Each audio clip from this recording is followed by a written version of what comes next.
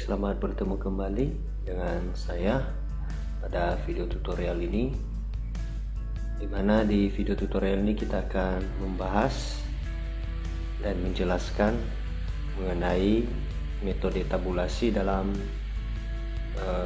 menyelesaikan persamaan-persamaan non-linear. Nanti pada penjelasan ini disertai juga dengan contoh kasus yang didemonstrasikan menggunakan Microsoft Excel khusus untuk metode tabulasi. Nah, mari kita lihat terlebih dahulu hierarki dari metode tabulasi ini, di mana metode tabulasi ini merupakan salah satu metode yang dapat kita gunakan untuk menyelesaikan permasalahan atau persoalan non-linear, persamaan non-linear dengan metode numerik, di mana metode tabulasi ini masuk di dalam kategori metode tertutup pada metode numerik. Jadi kalau kita lihat di hierarki ini bahwa metode numerik itu terbagi dua ya, ada metode terbuka dan ada metode tertutup. Nah, metode tabulasi itu sendiri ada di dalam atau termasuk dalam kategori metode tertutup. Nah, ini yang akan kita bahas nantinya. Karena kenapa? Karena metode tabulasi ini merupakan fondasi untuk metode-metode lain dalam metode tertutup pada metode numerik. Di dasarnya adalah metode tabulasi. Jadi kita perhatikan konsepnya terlebih dahulu, kita harus paham, baru nanti kita akan melanjutkan pada metode-metode yang lain. Oke, baik, pada slide ini langsung saja kita coba memahami terlebih dahulu seperti apa sebenarnya metode tabulasi ini. Nah, kita lihat di sini bahwa metode ini merupakan metode penyelesaian persamaan non-linear dengan cara membuat tabel-tabel persamaan atau fungsi non-linear di sekitar titik penyelesaian. Jadi seperti yang sudah kita ketahui bahwa dalam persamaan non-linear itu yang kita kerjakan adalah mencari berapa nilai akar persamaan yang ada di dalam sebuah fungsi X. Jadi katakan ini adalah fungsi X, kemudian ada sebuah kurva di sini, di mana kurva ini memotong sumbu X yang ada di sini, dan perpotongan itu akan menghasilkan sebuah titik. Dan titik inilah yang disebut dengan akar persamaan. Akar persamaan dari sebuah fungsi X. Nah, akar persamaan ini dapat kita cari dengan menggunakan metode tabulasi. Ya. Nah, sebenarnya konsep kerja dari metode tabulasi ini sederhana sekali. Kita tinggal mempartisi atau membuat partisi ya dari daerah yang dibentuk oleh dibentuk oleh kurva fungsi X ya. Nah, sebelumnya saya sudah jelaskan pada video tutorial pengantar persamaan nonlinear bahwa dalam menyelesaikan persamaan nonlinear itu harus kita menetapkan nilai awal dan nilai akhir. Jadi katakan misalnya nilai awalnya kalau di sini saya tetapkan adalah X0 dan nilai akhirnya atau batas atasnya adalah X8. Nah, di antara interval X0 dan X8 kita harus melakukan atau membuat partisi. Kita bagi-bagi interval ini menjadi beberapa partisi atau menjadi beberapa bagian dengan syarat jaraknya itu harus sama. Jadi asumsikan ya jarak ini sudah sama. Jadi jarak antara X0 dengan katakan ini X1, kemudian ini X2, kemudian ini X3, kemudian ini X4 dan selanjutnya. Jadi jaraknya itu harus sama, tidak boleh berbeda gitu ya. Nah, setelah kita partisi, maka kita tinggal menentukan saja kira-kira target kita tadi yang mau kita cari itu, atau akar yang mau kita cari itu di mana, di posisi mana. Nah, jadi kalau misalnya kita lihat di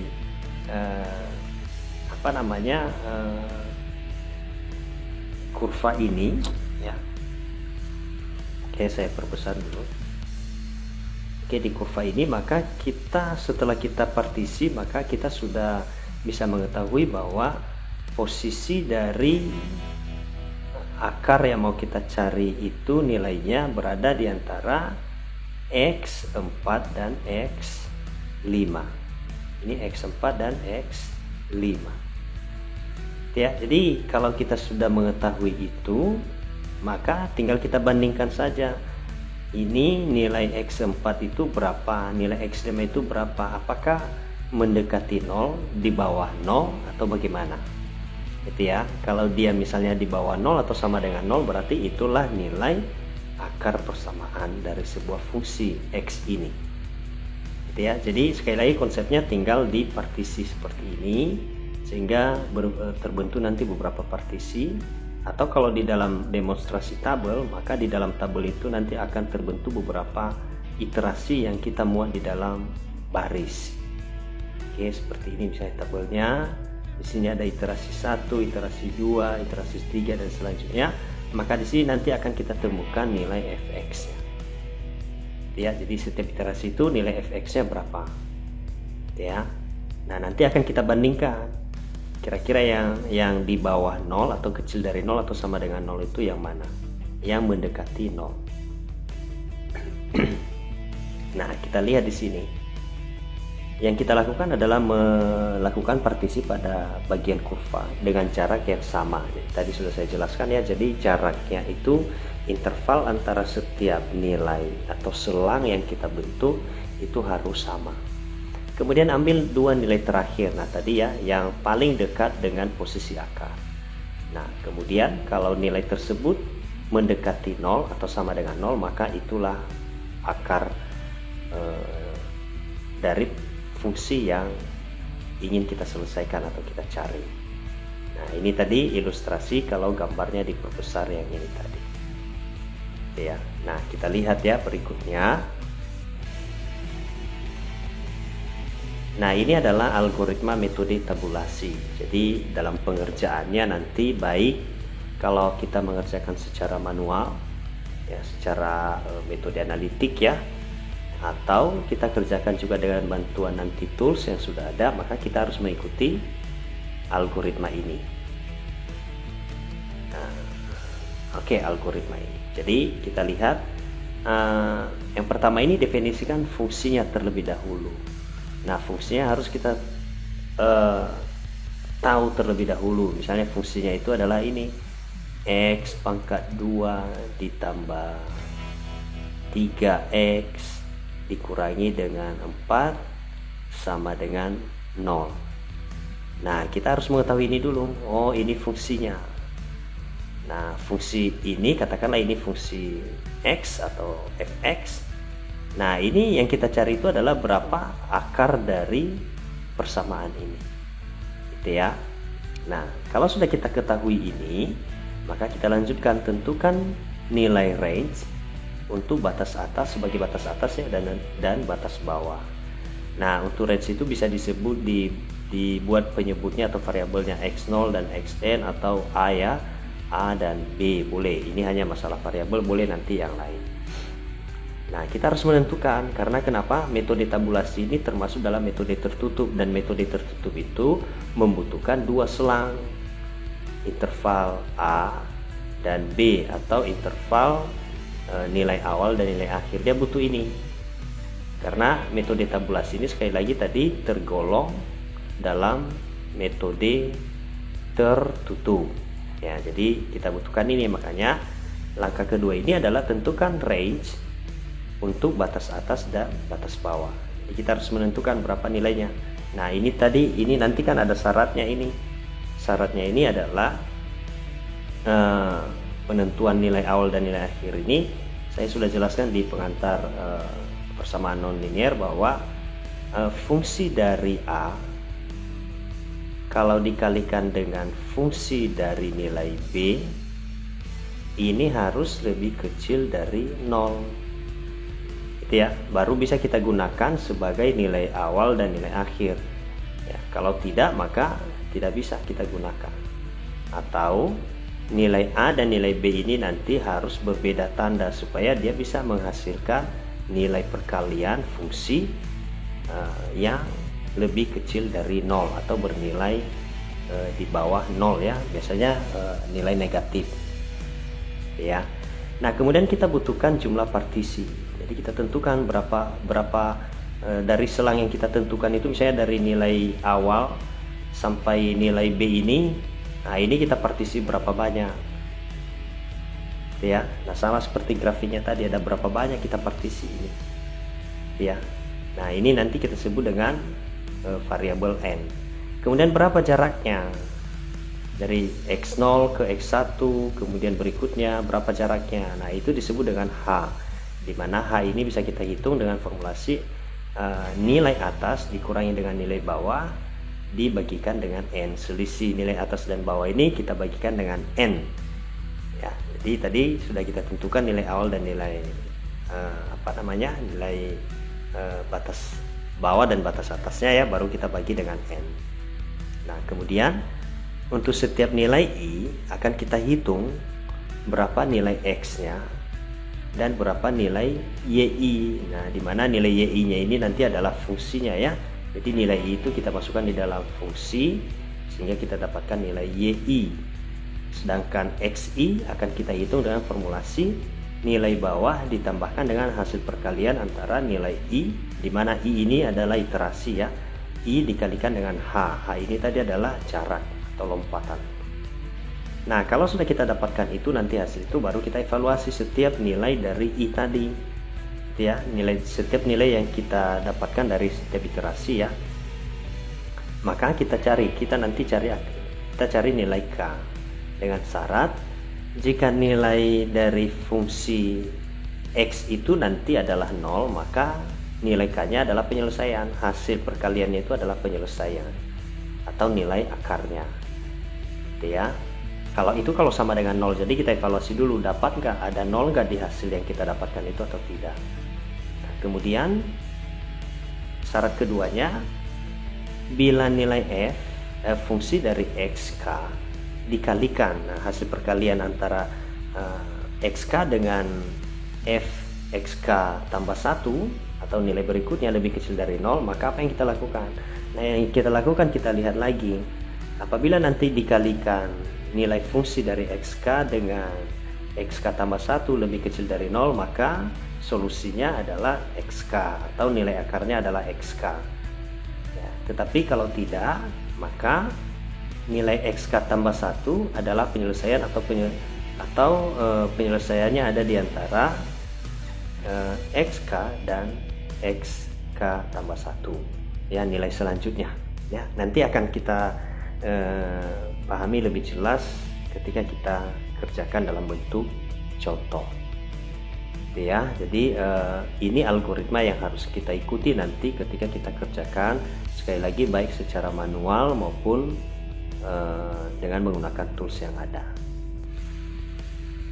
Oke, nah ini saya coba kerjakan di Excel sebuah persamaan seperti ini, dan ini adalah fungsi ya, fungsi persamaan nonlinear yang mau kita cari akarnya adalah ini, 2x pangkat 2 plus 3x dikurangi dengan 4 sama dengan 0. Nah, parameter-parameter yang kita butuhkan tadi adalah, saya buat seperti ini terlebih dahulu. Parameter-parameter yang kita butuhkan tadi adalah definisikan fungsi fx. Nah, kita sudah mendefinisikan itu, fungsi fx-nya adalah ini. Jadi 2 kali x pangkat 2 tambah 3x dikurangi dengan 4. Oke, selesai langkah pertama. Langkah kedua adalah menentukan nilai range untuk batas atas dan batas bawah. Nah, kita tentukan x bawah dan x atas. Nah, untuk penentuan nilai x atas dan x bawah ini harus memenuhi persyaratan yang tadi sudah kita jelaskan. Fungsi a ini nanti bila dikalikan dengan fungsi dari B, maka hasil perkaliannya harus lebih kecil dari 0. Ya, nah saya sudah buat variabelnya di sini, fungsi dari XB atau fungsi dari nilai bawah dan fungsi nilai atas. Ini asumsikan karena sudah masuk dalam formulasi ini sudah ada ya. Nanti boleh, oke, kita hilangkan saja dulu. Kemudian nanti akan kita uji apakah hasil perkalian antara nilai atas dan nilai bawah ini, atau sebaliknya ya, nilai bawah dan batas bawah dengan batas atas memenuhi perkalian antara nilai X fungsi A dengan fungsi B lebih kecil dari 0, maka boleh kita gunakan. Tapi kalau tidak, ya tidak bisa kita gunakan sebagai parameter nilai X bawah dan X atas. Karena kenapa? Nanti tidak ketemu titik atau tidak ketemu akar persamaannya. Ya. Nah, kemudian di sini nanti ada jumlah iterasi, tinggal kita inputkan. Kemudian hanya tadi adalah rumusnya ini. Nilai atas dibagikan dengan nilai bawah bagi N.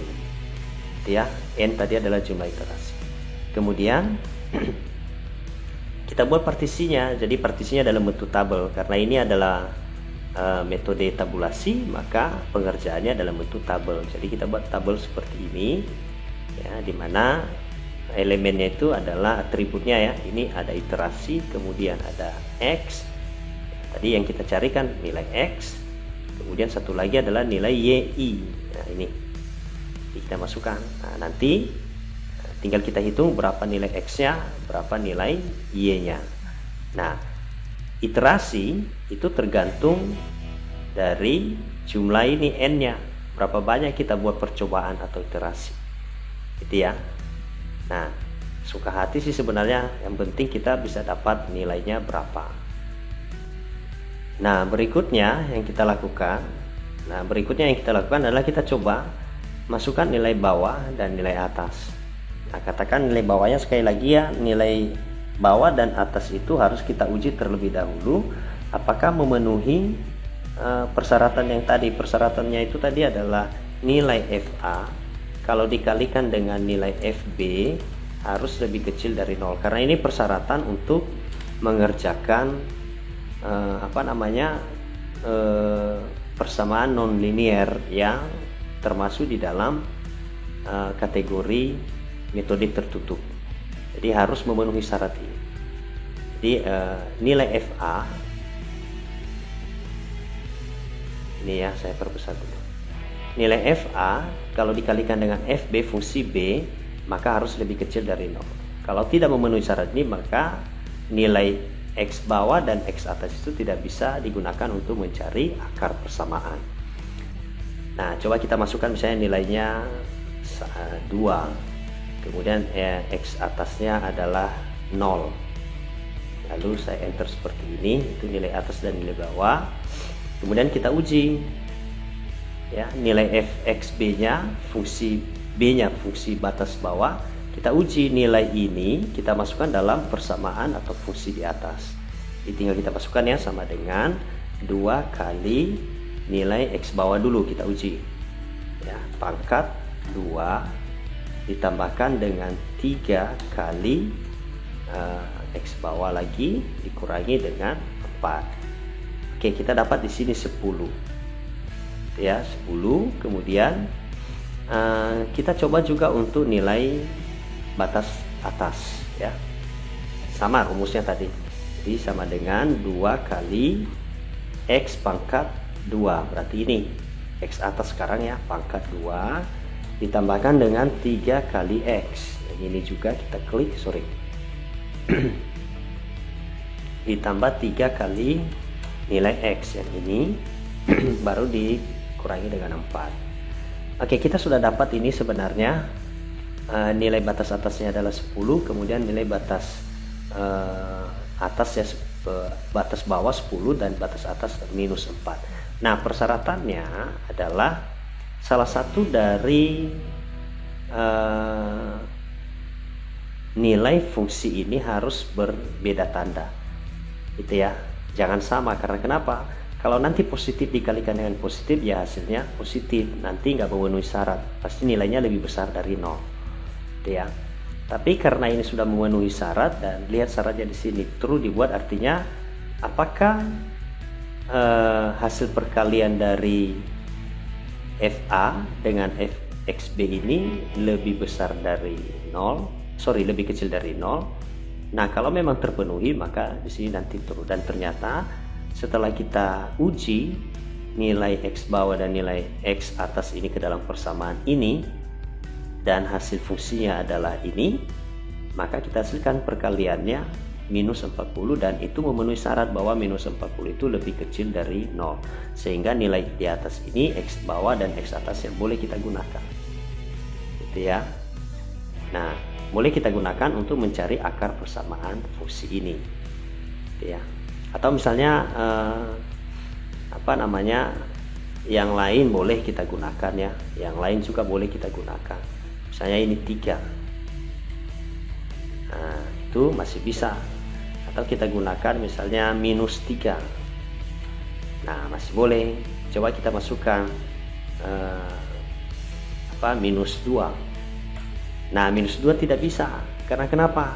Hasil fungsinya setelah minus 2 ini dan 0 ini kita masukkan dalam persamaan, kita substitusikan dalam fungsinya, maka akan menghasilkan fungsinya itu adalah minus untuk batas bawah dan batas atasnya juga minus. Sehingga kalau kita kalikan ini nanti hasil perkaliannya adalah positif. False, tidak bisa. Ini sudah lebih besar dari 0. Nah itu makanya hati-hati ya dalam pemilihan penentuan batas atas dan batas bawah ini, harus hati-hati, gitu ya. Nanti kalau kita uji setelah kita dapatkan nanti hasil ini, maka tak pernah ketemu nanti akarnya ya kalau tidak memenuhi syarat, gitu ya. Jadi ini nggak boleh ya, tidak bisa kita gunakan. Coba misalnya minus 3 saja misalnya. Oke, ini sudah true. Oke, berikutnya ini sudah kita tetapkan ya nilai X bawah dan nilai X atas dengan persyaratan yang ini tadi. Kalau sudah terpenuhi berarti nilai ini boleh kita tetapkan untuk kita gunakan. Berikutnya yang kita tetapkan adalah tadi apa ya? Tadi adalah menetapkan nilai jumlah partisi. Oke, jumlah partisinya kita tetapkan berapa iterasi nanti. Nah misalnya kita buat saja 10 lah ya. Nah kalau kita pilih 10 baru kita cari nilai H. Nah nilai H ini adalah jarak antara nilai X ini nanti dengan X berikutnya, gitu ya. Jadi nilai X1 ini berapa jaraknya, nilai batas bawahnya nanti kan ini mulai dari minus 3. Nah minus 3 itu ke nilai berikutnya berapa jaraknya. Nah kita cari dengan menggunakan formulasi tadi, H sama dengan batas atas dikurangi dengan batas bawah bagi N. Nah ini ya, saya ulangi saja. Kita buat, saya hapus dulu. Nah kita buat seperti ini, sama dengan ini ya, batas atas kita buat dalam kurung ya supaya lebih rapi. Batas atas dikurangi dengan batas bawah, ini batas bawahnya, dibagi dengan N. Nah N nya tadi jumlah iterasi ini 10. Kita enter, maka kita dapatkan jaraknya adalah 0,3. Artinya setiap nilai yang masuk di dalam ini nanti selalu ditambahkan dengan 0,3. Nah kalau sudah seperti itu baru kita isi ini tadi. Nah berikutnya kan ini untuk nilai setiap nilai I. Nah ini I iterasi tadi dari 0 sampai dengan N. N nya adalah 10, berarti ini 10 ya. Hitung nilai X I dan YI. Nah kita hitung nilai XI nya ya. Rumusnya tadi ini, untuk nilai XI itu rumusnya ini, XI sama dengan batas bawah, berarti yang ini batas bawah. Untuk yang pertama ya batas bawah ditambahkan dengan nilai I nya adalah yang ini adalah I ya, baru dikalikan dengan H. Nah ini kita kalikan dengan ini, gampang ya, tidak susah. Kemudian nanti untuk YI nya yang ini adalah nilai XI ini tadi kita masukkan di dalam fungsi ini, kita substitusikan, itulah nilai YI. Oke, kita lihat ya, untuk XI dulu kita cari. Tadi iterasinya kita buat 1 sampai 10, tergantung berapa jumlah N. Kita buat ya sama dengan sama dengan X bawah. Nah X bawah pertama kita ambil dari sini, X bawah. Nah ini supaya tidak berpindah-pindah nanti, maka karena hanya nilai ini yang kita ambil, kita buat apa ya, absolutnya atau F4 ya. Tekan F4, kemudian tambah Ini ya formulasinya, X bawah ditambah nilai I dikali H. Saya buat dalam kurung ya. Nilai I-nya tadi adalah ini. Untuk X1 ini kita cari nilai X1, nilai I-nya dikalikan dengan H. Nilai H-nya adalah ini. Nah ini juga supaya nanti kalau kita copy rumusnya ini tidak berubah nilainya, maka kita buat dia jadi konstan.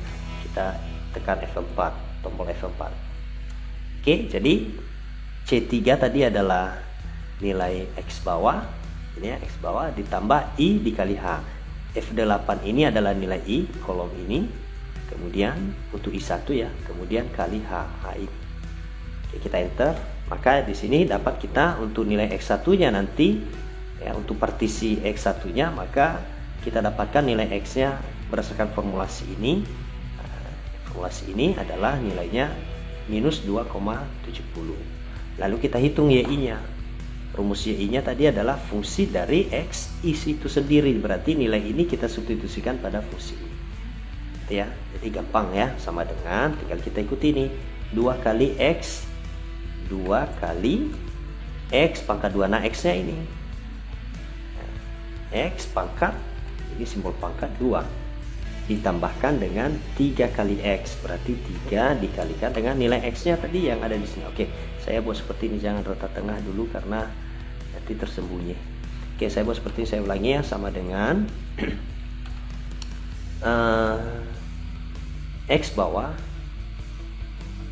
ini X bawah, kita buat dia tetap, kita tekan F4 ditambahkan dengan, saya buat dalam kurung nilai X, bukan ini, sama dengan ini, kita masukkan dalam persamaan ya, 2 kali X, X nya adalah ini, pangkat 2 ditambahkan dengan 3, nah ini ya persamaannya 3X, berarti kali nilai X nya adalah ini, baru dikurangi dengan 4, kita enter.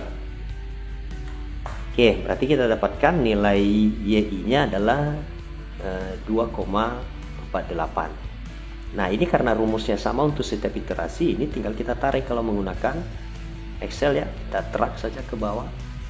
Oke, sampai iterasi ke 10. Oke, berarti sudah selesai sampai tahap ini, berarti kita sudah selesai ini. Oke ya, nah kita masuk ke tahap yang ke-6. Lakukan evaluasi terhadap setiap nilai I ya, ini kita evaluasi ini nilai-nilai ini ya. Nah ini ada syaratnya, bila nilai fx k, nah asumsikan nilai fx k itu adalah yang ini ya.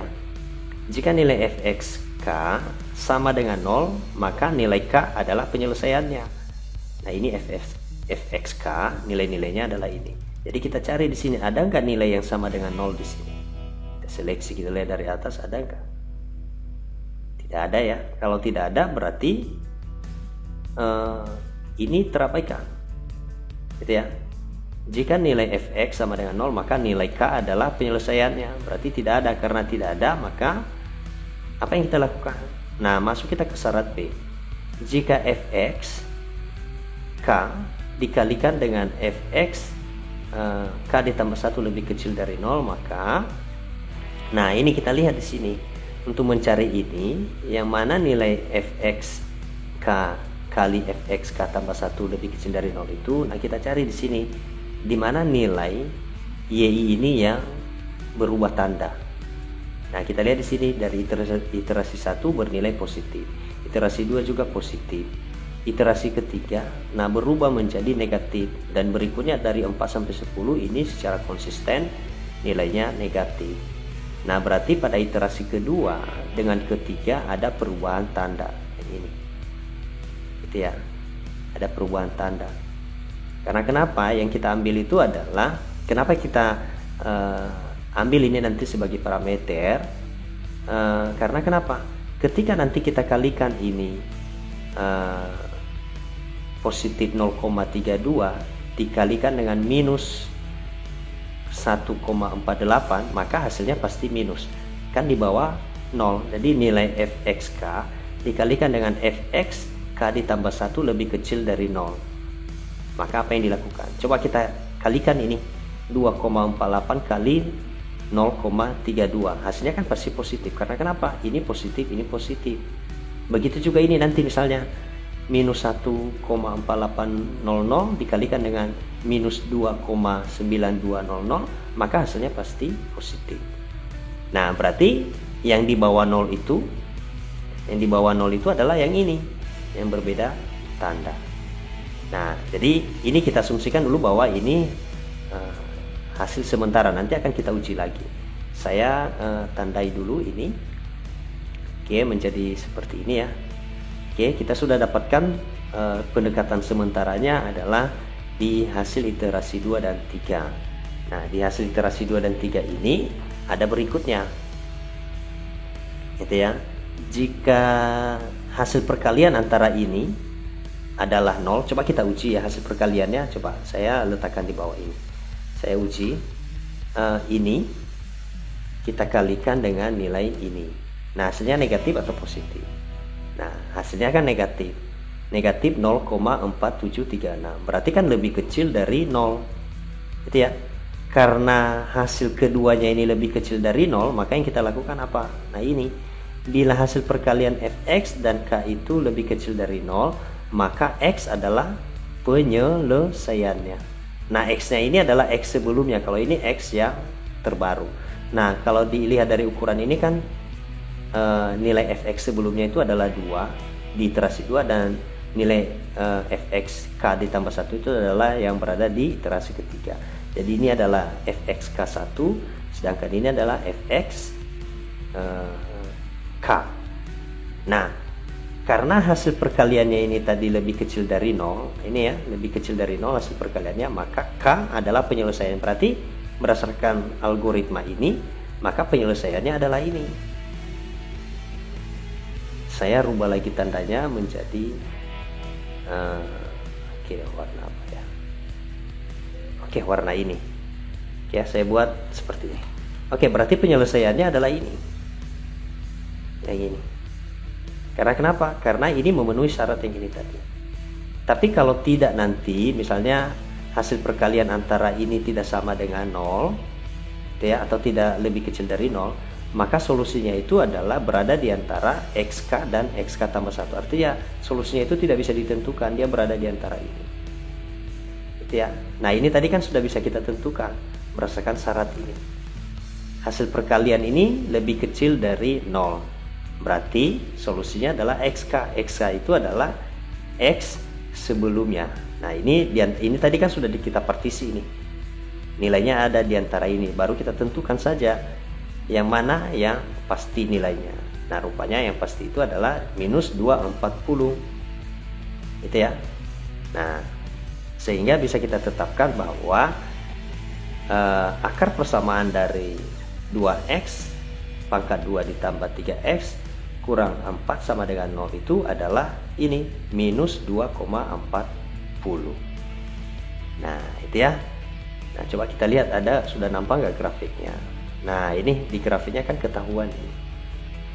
Nah, ini ya, jadi di grafik ini terlihat. Nah, coba kita lihat tadi kita ganti nilainya ya. Ini misalnya tadi yang bisa adalah 10 atau 7, misalnya 7. Kita enter. Maka Anda perhatikan grafiknya itu. Ya. Kita lihat di grafiknya itu ada ya yang berpotongan dengan nilai atau sumbu x, gitu ya. Atau kita coba misalnya yang salah. Coba kita lihat nanti grafiknya. Coba misalnya ini tadi 2 bagaimana? Masih bisa. 3 masih bisa. Coba minus 1. Nah, ini false. Nah, perhatikan yang terjadi ketika nilai dari ininya tadi, nilai dari fungsi xa dengan fungsi xb nya itu tidak memenuhi syarat atau false. Ini sama-sama bernilai negatif. Maka perhatikan kurvanya ini tidak menyentuh sumbu x. Jadi ini adalah sumbu x. Katakan tadi ini adalah sumbu x ya, yang ini adalah sumbu x ya. Jadi grafiknya di bawah ini. Jadi kalau tidak berpotongan dengan sumbu x, maka tidak akan menghasilkan akar ya. Jadi konsepnya itu kan di pengantar ya, sudah kita ketahui bahwa sebuah akar itu bisa ada kalau fungsi memotong sumbu x. Jadi ini sumbu x, ini fungsinya. Jadi kalau tidak ya nggak bisa, ya nggak akan menghasilkan akar. Ya, makanya hati-hati nanti dalam memilih nilai atas dan bawah. Seperti tadi kita pilih misalnya 3, maka masih bisa. Ya, kita pilih 2 minus 2 misalnya. Nah, minus 2 pun tak bisa. Jadi coba perhatikan kalau minus 2. Ini kurvanya kan tidak menyentuh sumbu X. Ini sumbu X-nya di atas ada. Nah, makanya di sini false. Karena kenapa? Karena hasil fungsinya sama-sama bertanda sama, negatif. Nah, seharusnya kan harus salah satunya harus beda biar bisa menghasilkan negatif. Itu ya. Nah, oke, saya kembalikan dulu ke sini tadi. Ya. Nah, ini juga nanti bisa kita hitung ya. Berapa sih error antara antara nilai ini ya, nilai yang kita dapatkan ini dengan nilai yang sebenarnya. Nilai yang sebenarnya kita dapatkan itu kan ini 0 ya, 0. Tapi hasil yang kita dapatkan di sini kan paling dekatnya itu di 0,32 atau minus 1 sekian. Nah, seharusnya kan harus 0, berarti kan ada error ini. Ada error, atau coba kita substitusikan ya, ini kita masukkan ke fungsi ini. Kira-kira hasilnya berapa? Sama dengan 2 kali nilai X. Nilai X-nya yang kita dapatkan tadi ini minus 2,40 pangkat 2 ditambah dengan 3 kali nilai X yang ini dikurangi dengan 4. Nah, kita lihat hasilnya 0,32 gitu ya. Nah, 0,32 ini tentu kan ada errornya, kan tidak sama dengan 0. Seharusnya kan nilainya 0. Memang kalau kita bulatkan ini ya, kita ambil 1 digit di belakang koma, maka ini 0,0. Tapi ini masih ada errornya. Nah, kalau kita mau melihat errornya berapa, nah di sini sebenarnya nanti tinggal kita tambahkan misalnya error. Nah, rumus errornya itu kemarin kan nilai yang sebenarnya yang kita cari berapa? Nilai yang sebenarnya kita cari kan 0 gitu ya. Tetapi nilai yang kita dapatkan adalah ini. Nah, kita bisa menghitung nilai errornya dengan mencari selisih antara nilai yang kita dapatkan dengan nilai yang sebenarnya, atau nilai yang sebenarnya dengan nilai yang kita dapatkan. Nah, nilai mutlak ya. Jadi bisa kita hitung dengan sama dengan nilai yang sebenarnya berapa yang kita dapatkan, 0 gitu ya. Tapi nilai yang kita dapatkan berapa? Ya, ini nilai-nilai dari setiap iterasi ini hasil YI nya. Jadi ini dikurangi dengan nilai yang kita dapatkan. Nah, nanti akan ketahuan errornya itu berapa. Nah, ini errornya sekitar minus 2, nah ini karena sama tinggal kita copy saja gitu ya. Nah, coba kita lihat tadi di sini. Ketika nanti kita gunakan nilai persamaannya, akar persamaannya adalah minus 2,40,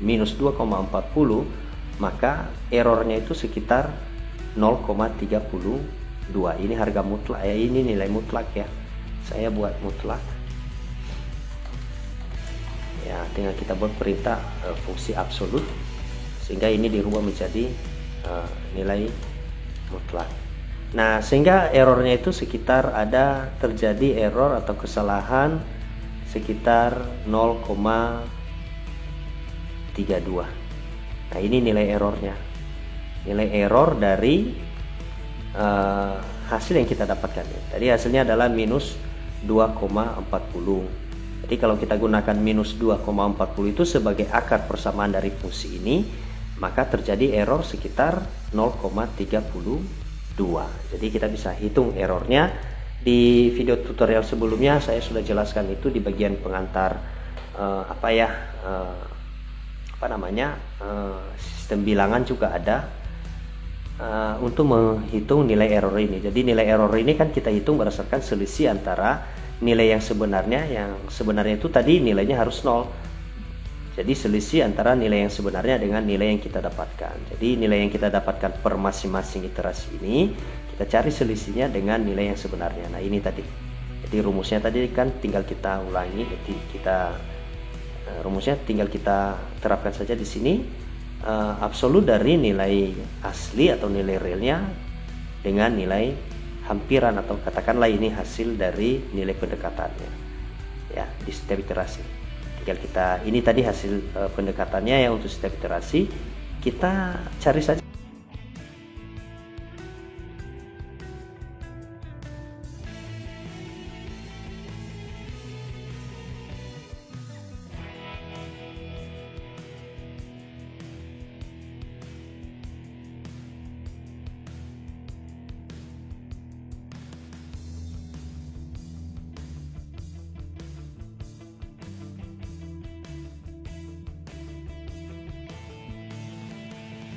Mencari persamaan dari akar persamaan ya, dari persoalan persamaan non linear nanti berdasarkan metode tabulasi ya. Jadi mudah-mudahan bisa bermanfaat untuk diimplementasikan pada kasus-kasus yang relevan ya. Jadi terima kasih, sampai jumpa pada tutorial berikutnya.